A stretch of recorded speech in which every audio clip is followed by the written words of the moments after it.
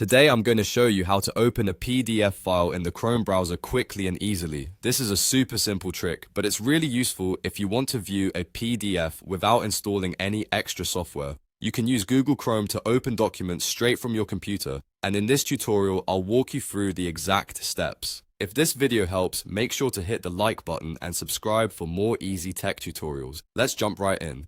First, open Google Chrome on your computer. You can do this from your desktop, your taskbar, or by searching for Chrome in your Start menu if you're on Windows. Once Chrome is open, you're already halfway there. Now you just need to find the PDF file you want to view. Next, go to the location where your PDF file is saved. This could be your Downloads folder, Documents folder, Desktop, or any other folder on your computer. Once you see the PDF file, right-click on it to open the context menu.